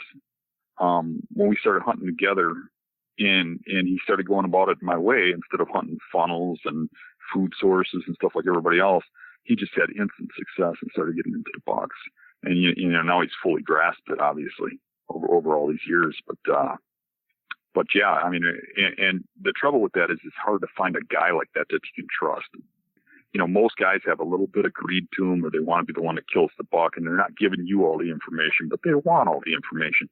And when you can go with a guy that you can talk to openly and have a discussion about what you believe is going on, where he's not going to go back and tell anybody, and you can say, well, don't hunt over there because I'm going to hit this certain day on a certain wind. He's not going to sneak in there today before you're going over there. I mean, that's actually, believe it or not, probably a rare thing to find, because when you're talking about the buck class that we're hunting, most people are pretty greedy about that. Go in there and kill it before you get over there, or try and screw you up and you don't even know they've been there, and then it ruins your hunt, Can you give us an update on the bee sticks? What we can expect as far as availability and that kind of stuff going forward? Yeah. We met some headwinds with one of the people that I asked if wanted to get involved, copied some of the stuff we were doing. So we've been in kind of a little war while they're out selling our ideas, but they haven't copied the sticks yet. But so it slowed us down a little bit. But the sticks, we should have more. Yeah, I think in a couple of weeks, but we're going to have a very limited number. We're still having problems with manufacturing, but they're going to start coming in more steady after that. Okay. If you're really interested in getting sticks, I would get on the mailing list, because there's going to be emails sent out when they come in, and they're probably going to sell out really fast. But we're going to try and get them in a more regular basis, and we're starting to seek out more manufacturing. We're meeting with and talking with a whole bunch of manufacturers, and we're also working on getting the stands out, and getting that going a little faster. So, is that beasthuntinggear.com? It's Hunting Beast Gear. Hunting Beast Gear. Right. Okay. Yep. I just signed up for the email list today. So huntingbeastgear.com. Make sure you get on the email list if you want to get a heads up. And honestly, like, as somebody who's helped out the podcast so much, and just me with my website, I've wanted to push your stuff, but really it's like, it's not in stock. You really don't need anybody promoting it at this point. Yeah. So. I'm in love with what I got going on with that stuff. I mean, I built what I love and what I want. So I love it, and I love talking about it and all that stuff. But every time I push the subject, I just get bombarded with, well, when are we going to have them? When are we going to have them? Right. It's just so hard. Yeah. No matter how many I get, it seems like they sell out in a couple hours, and we're trying to get up to demand, and hopefully we can get to a place where we can just find a company who can make, 15,000 of them when we ask for them. And that's what I need, and believe it or not, that's not easy to find. Right. Seems like everybody's got plenty of work right now. Well, and because of how you've made them, you didn't make them with mass manufacturing in mind. You made it with building the best stick in mind. So, right. Not as easy to get done cheap and easy, and just having somebody in China stamp them out for you. Right. All right. Well, I appreciate the update. Of course, not good news for anybody that's been hoping they're going to be easily available, but I'm sure you get on that email list, and if you can be quick to the punch, probably within a few hours, you can get some next time they get some. Yeah. And we're hoping that we can get enough coming in the flow to get picked up enough that, within the next couple months, that they're coming in steady enough that if you really want them, you'll get them. One last question for you. So for the guys like myself, or, there's a lot of guys that can't put in the amount of hours. So there's no question, if you can do tons of scouting and tons of hunting, you're going to have better success. That's, the way to success. But for somebody that only has, say, like a day or two a month out of the year, how would you focus that time the best? Would you focus on one small area, or try to cover a large area so you can try to find more mature deer? What's your suggestion for somebody that is more limited in time? And I know you kind of become that way later on where you're, more focused on, not spending as much time away from home and that kind of stuff. How are you focusing your time more? Well, let's just say it's a place that I travel to. It's the same regards as somebody that can only go out every so often, right? Like I go to Minnesota, I'm going to look at maps beforehand. You might not be able to get out and scout as much as me. You might not be able to get out and hunt as much as me, but you probably got some free time to look at some maps and stuff and take your best guess. Study it, look and say, well, I think he'd be here, here. Get in there, and I would spend as much time as possible walking around instead of sitting in a tree. For me, I probably hunt a lot less than what you perceive. I hunt almost every day of the season, but I'm in a tree for about 3 hours in the afternoon, on a day. Yeah. The rest of the day, I'm walking around, scouting, looking around. So, a lot of the success I've had, I've made happen. Instead of, just going out from point A to point B and hunting a bedding area, I'm, out scouting, out walking around. I'm out finding, I might look at 5 or 6 bedding areas and only one of them has good sign coming out of it. And I'm setting up on that. Or I see one that's got good sign. I'm like, this don't look too bad, but I still got about 2-3 hours before deer start coming out. I'm going to go check these other ones too. And then I find one that's even better, got better sign coming out or whatever. And I set up on that one. So, I think the more time you have on foot, the better. Does that mean you have to be out there scouting all spring, all summer, all fall? No, but you could scout a little bit the day that you're out there. If you get a day to hunt, use the whole day.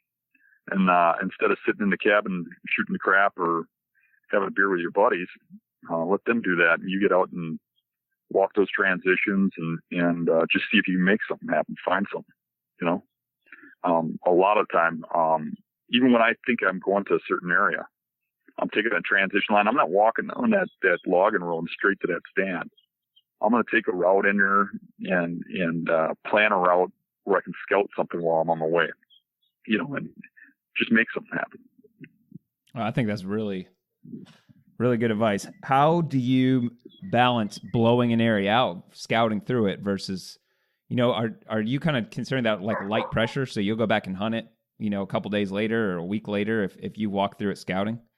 Yeah, I think if you don't walk through the bedding areas, you're pretty good. Yeah. You just walk through. You can come back and hunt it a different day. I think walking through close to the bedding areas on the transition line can hurt it. It can screw up your chances, but there's plenty of ground out there. If it's mediocre, it's mediocre. Move on. If it's not, hunt it. So if you're worried about going back to hunt mediocre stuff, what are you worried about? In a lot of cases too. I got one day or something. Let's take it. There's a spot out here. It's a good bedding spot, and they probably got a 1 in 4, 1 in 5 chance if you sat there randomly that a buck would come out. Maybe it's a shooter, maybe it's not, but it's a good spot. But what I've noticed over the years is you put a little pressure on the outside. Pheasant opens, and everybody hunts the whole outer rim of the swamp.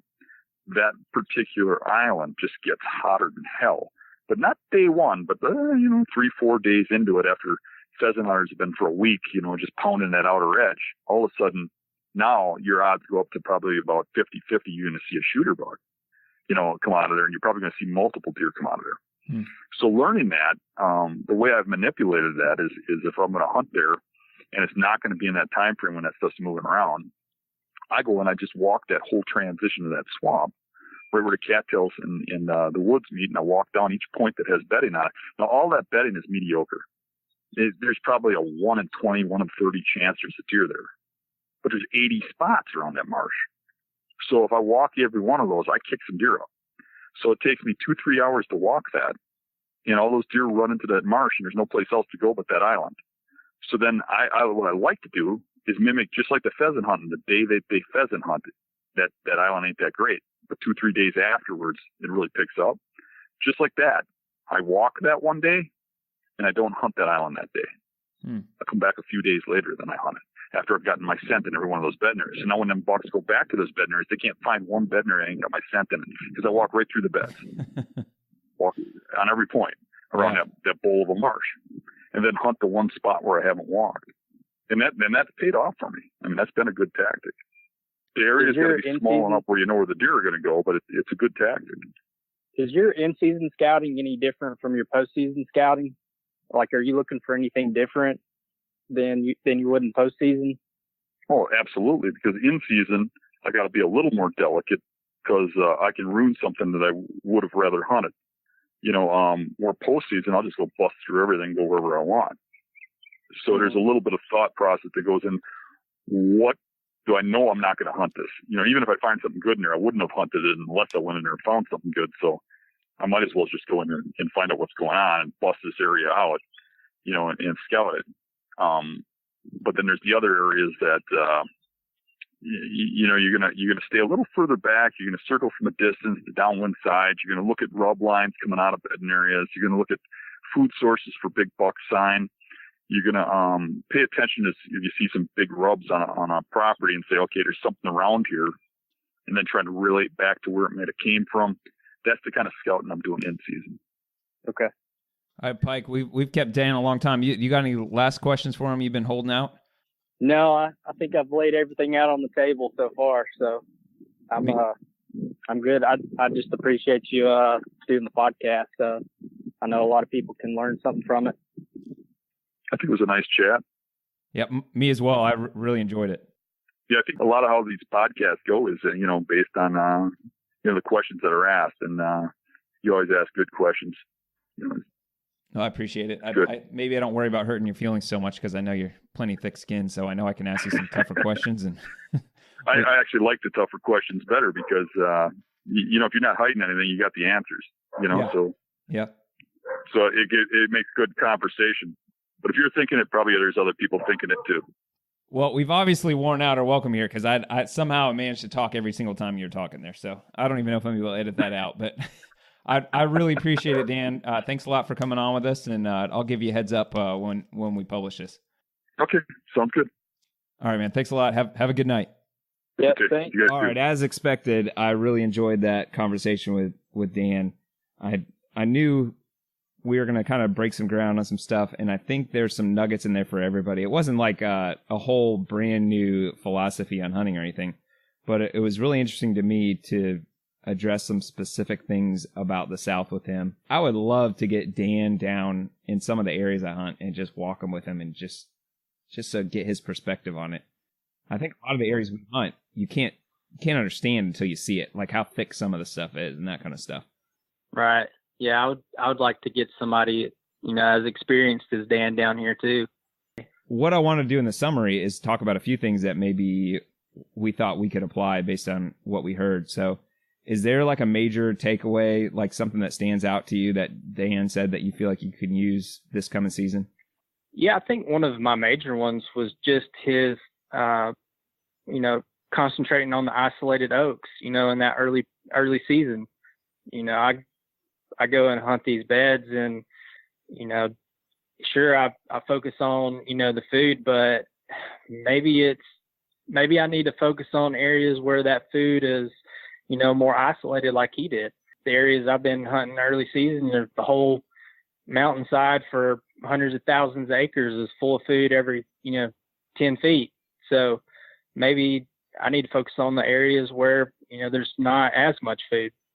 Yeah. I think for me, the one thing he said that stood out the most is when he mentioned it not being, he doesn't understand the people that will sit in the same spot all day. And it started out with like a scent type conversation and, that you might be scenting up the area. But what he said was that you should be in a specific stand for a specific reason at a specific time. So you're right at that stand to catch them coming back to bed in the morning. Why would you be in the same stand the rest of the day? And he thinks a lot of people would be better served scouting the rest of the day. I had a situation with a hunt this year with a friend of mine who he kind of felt like he was telling me, I need to be sitting all day. And I think I had one sit where I moved partway through the day but stayed out all day. It certainly was not like a lazy thing, like I want to go take a nap type thing. But also like I just didn't feel like I was in the right place. And this friend of mine had shot a nice buck early in that hunt. So, obviously the guy knows what he's talking about. But also Dan Infalt knows what he's talking about pretty well. So, I'm still struggling with a lot of stuff like matching up, beast tactics with the South and that kind of stuff. And a lot of what Dan said is going to be in my head as I'm making decisions throughout the season for sure. Yeah. And I think, just adding on to that, what you just said, he really talked about scouting, which is one of the first times I've really heard him talk about in-season scouting as much as he did. He was really driving that point home during that little conversation. And I know I've heard, like Andre DeQuisto talk about, like in some, like that one interview that Dan did before, where he was really talking about, the in-season scouting stuff. And man, I wholeheartedly believe in the in-season scouting. The postseason is good, but I don't think there's anything just, even if you were just, a week late as far as that sign, exactly when that sign was dropped, and you can use it for future years, as far as when you're hunting. So there's nothing better if you have a bad morning and you hear, birds cutting up over the ridge and, you don't see any deer, well, get down and use that midday period before your evening hunt and go scout the area, around you and figure out, what you're missing out on. That first, hunt's going to be your best one, but you can use that other information from that scouting the rest of the midday to your advantage in the future. Dan's been on a lot of different podcasts. He's got the videos and that kind of stuff. So I've heard him say a lot of things, but sometimes it just takes a certain number of times for it to sink in. And I think one thing is I kind of get with the beast hunting mindset is like once you go in an area, that area is burned. Like you can't be in an area. And really, I think Dan talked about scouting by different bedding areas. And I think what was key is what he mentioned is you don't go in the bedding area because that'll burn then you kind of ruin that spot. But if it's not that you can't walk through where deer will walk through, it just can't be in their safe zone or in their bedding area. So he'll actually scout where he's going to hunt like through that day, and he'll go through an area and then come back to, hunt the bed that he most likely sees him. It doesn't mean he's burned out the whole property. Right. Now that area, once he goes and hunts real close to the bedding, then yeah, that in his mind is going to burn out that bedding area. But it kind of goes along with what you're saying with the scouting is like, it doesn't mean you can't move through an area and then come back and hunt that general area again. You just got to dive in a little bit deeper to get close to the bedding. Yeah. And a lot of times those safe zones tend to have like a water barrier too. So if you have like a really nice little creek going down through there, if you were to just stay on one side of it and do a lot of your scouting, on one side of it, if you knew the other side of that was their safe haven, where they get less pressure, then use that to your advantage. Find out where the sign is in relation to where it's not necessarily their safe zone. And then, when you go in to hunt it, sure, cross that creek right there, set up where you think they're crossing, and you can really capitalize on situations like that. I've done it in the past. So the only thing I think is tough is a lot of the times when I'm like in season scouting or even anytime scouting is I will be scouting like edges because I'm expecting them to be bedding on the, the inside edge of the thicker terrain or that kind of stuff. And if you're on the edge and they're only bedding, 50 yards inside it, I don't know how you really scout that closely without being right there with them. So I guess you kind of have to be willing to see a spot and stop once you get to the sign. Yeah, I'll be honest. I guess I differ from a lot of people maybe in a sense that I'm really not afraid to bust deer out of there, and really as long as I know that I'm going to learn something. Was it worth busting the deer out of there? Did I find something that is going to help me out in the future? Yeah, I might have messed up the hunt, might have bumped this huge deer out, but in the long term, is it going to help me figure out what's going on in this certain area? So there's a couple of different ways, people can look at it. What are you willing to sacrifice? Yeah. All right. So I got one more thing I want to ask you about, and that is one of the things is you talked about some of your struggles with bed hunting and that kind of stuff, and you mentioned that, hey, maybe I need to back off some of these beds a little bit so I can hit the more transition area and I'm not hunting one specific bed. And Dan actually came back and said, I actually think you need to be hunting closer to the beds. And if you're not within 100 yards, there's a good chance you're not going to be close enough to hunt these mature bucks. What was your feeling on that? Because I know you've been kind of struggling with finding beds and hunting them. Do you feel like you need to stick with it, or you still want to try backing off? No, I really want to try backing off, because I spent 2 years hunting over beds and I didn't find that they were productive, in my area, even changing access, thinking about everything.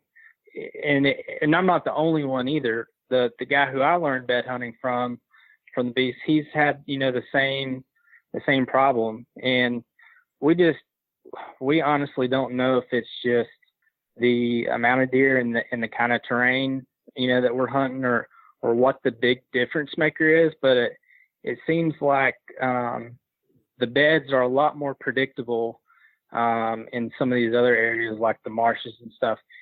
I think I'm just going to try switching it up, still keep the bedding in mind, but just hunt areas besides just right over the bed, because I honestly feel like I'm narrowing it down a little too much, and I don't have the deer there to, for a deer to come and sit in that specific bed.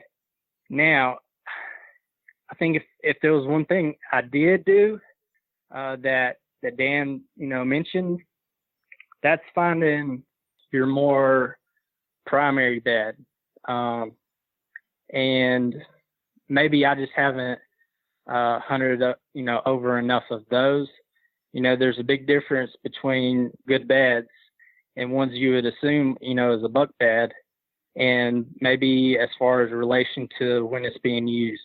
I think those were the two things that Dan kind of hit on. As far as, hunting over them or as close to them, I think I've done that. And as aggressive as I've been, I never hardly bump deer.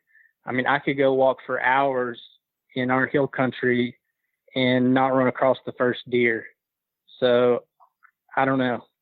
Yeah, I can tell you kind of where my thoughts would be with that is, Dan could be 100% right. And if you want to kill the big mature buck, you got to be within that closer bedding range. But along with that, he did say you'll see more deer and some good bucks with it. So to me, I'm willing to take, at this point in my hunting career, I'm willing to take the three-year-old or even a good 2.5-year-old. Yeah. I'm looking for quality deer, but at the same time, it's not like I've had this tremendous success where I feel like, I need to hold out for the one big one or the 5.5-year-old deer. I don't know that there's a whole lot of those where I hunt anyway. So it's not necessarily a right or wrong thing, but to me, I do feel like I need to do some things that are going to increase my odds of seeing kill. Like last year, I didn't kill a deer, so I don't need to be holding out for the big one. I'm trying to put some meat in my freezer. So if that means I'm shooting a 2.5 or 3.5-year-old because I backed off from this bedding a little bit, I think you could still use the same tactics because you're still focusing on bedding, but you're kind of increasing your odds some by hitting areas where, multiple deer could be coming through. You're not just waiting for the one big buck. Yeah, I agree. I mean, there's a little bit of tweaking I feel like that needs to be done to be successful with it. And I haven't found the right combination yet, but I have tried certain combinations that are discussed on the beast, and some of those haven't worked out for me so far. So, like I said, I'm still tweaking. And one of the podcasts I was, doing here a few months back was, are you still a beast hunter? Well, maybe not 100% to the core, like some of your people will lead you to believe they are, but I'm more, I guess, of a hybrid. I definitely have the bedding in mind. The bedding is definitely at the forefront, but as far as where I'm positioning myself in relation to bedding, that tends to, I'm starting to tweak it a little bit as far as relation to it. If everybody could do it, Dan Infalt wouldn't be really special. I don't think that means we can't learn a ton from what he's doing and aspire to do things like he does, but it doesn't mean that every single person that gets on the hunting beast is going to be able to find a buck bed and hunt within 50 yards of it and kill him. But also, it doesn't mean they're not going to be able to kill a good deer every year either. So, it's all perspective. Yeah. I think he's put it best, as far as how he learned to hunt, which was, learning it himself, going into the woods and letting the woods, kind of be your teacher. And that's kind of been my philosophy as of recently, is instead of listening and taking everybody's word just at face value, let me keep it in the back of my mind, see what's going on, and kind of correlate different ideas and theories and that kind of thing, and see, what I can come up with. And that's kind of where I'm at in my progression right now. So, well, I think that's a good place to tie this up. And, I really appreciate you coming on and helping me out with this interview. With me running this solo now, it really is helpful to have, some people step in and guest host with me. And I think you did a great job. I appreciate it. Yeah, man, no problem. I'd be more than happy to do it again if you ever need anybody to help. Yeah, of course. All right, we're out down south.